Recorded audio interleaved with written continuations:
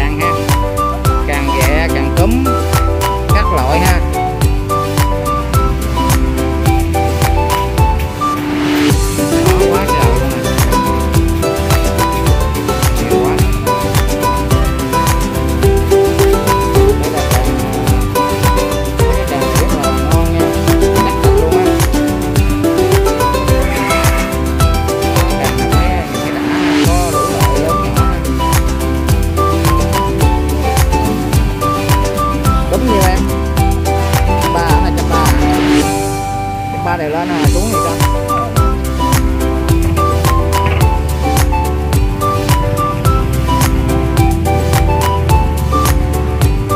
Vậy là rẻ không phải khi quá không? Đó, mình giới thiệu cho bà cô chú là trong lòng chợ bán nghêu, ốc, các loại càng ghẹ, đồ thủy hải sản đó. Đó, chợ mình không giới thiệu cho bà cô chú biết nha. Chợ buổi sáng, chợ đầu mối Bình Điền nha bà cô chú.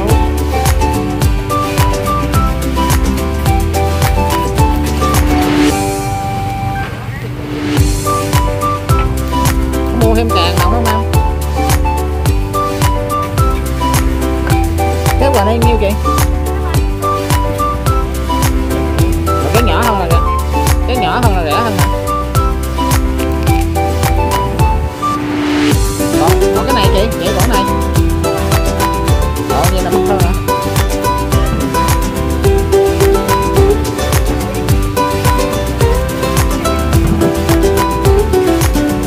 Đây về ăn me chắc ngon. Đó, mấy chị nè ghé mua ha, chỗ này bánh ngon ngon ha. Tính vào chú.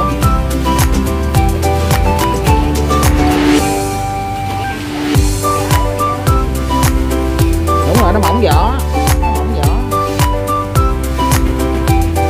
Cái này cũng ngon nè, cái này là ngon nè, mà cái này lại rẻ hơn cái này ta.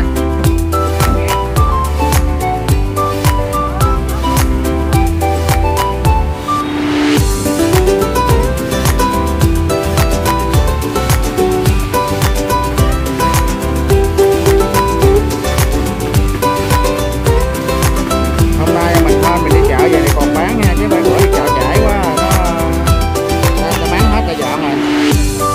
Dọn rồi.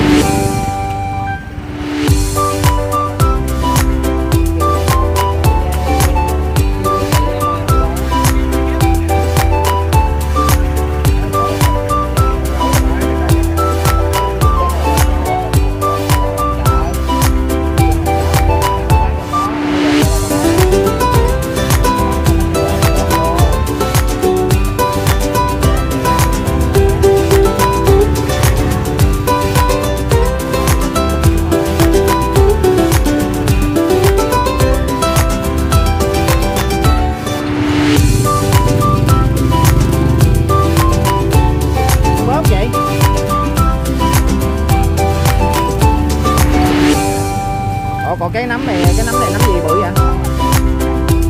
Nấm đùi gà hả? Nấm gà này có mắc không? Nấm dục hả? Cái nấm này làm gì ăn ngon chị?